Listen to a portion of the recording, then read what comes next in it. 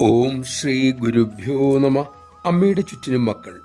ഒരു മകൻ ചോദിച്ചു, അമ്മേ, ഈശ്വരൻ ഹി ആണോ ഷീ ആണോ? അതായത് ആണോ പെണ്ണോ എന്നർത്ഥം.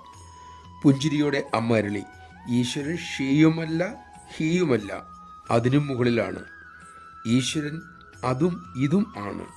ഇനി ഈശ്വരനെ മക്കൾക്ക് നിർവചിക്കണമെങ്കിൽ ഷീ ആയിക്കൊള്ളട്ടെ, കാരണം ഷീയിൽ ഹി ഉണ്ടല്ലോ. അത് കേട്ടൊരു ഭക്തൻ പറഞ്ഞു, അപ്പോൾ സ്ത്രീകൾ ഉയർന്ന പടിയിലാണെന്ന് വരില്ലേ അമ്മേ? അമ്മ അരുളി, മക്കളെ, ആണും പെണ്ണും ഉയർന്നതുമല്ല താഴ്ന്നതുമല്ല.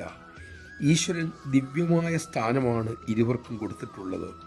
ആണ് വലുതെന്നും പെണ്ണ് താഴ്ന്നതെന്നും ആരെങ്കിലും ചിന്തിക്കുന്നുണ്ടെങ്കിൽ, അവർ സ്വയം ചിന്തിക്കുന്നുണ്ടെങ്കിൽ അതിൻ്റെ കാരണം അഹന്തയാണ്, ഈഗോയാണ്. ഉച്ചനീചത്വ ചിന്തകൾ അനാരോഗ്യകരമാണ്. സ്ത്രീ പുരുഷന്മാർ പരസ്പരം ആദരവോടെ ബഹുമാനത്തോടെ കഴിയേണ്ടവരാണ്. അല്ലെങ്കിൽ ഭാവി മനുഷ്യർ ഇരുണ്ട ലോകത്തിലേക്ക് പോകും. നമഃശിവായ. സ്ത്രീ പുരുഷ ഭേദചിന്തകൾ പടിഞ്ഞാറിൻ്റെ ചിന്താപദ്ധതിയാണ്. ആ മനോനില മാറാൻ ഋഷിമാരുടെ ഉപദേശങ്ങൾ പഠിക്കുക, ആചരിക്കുക, മനുഷ്യജന്മ മഹിമ തിരിച്ചറിയുക.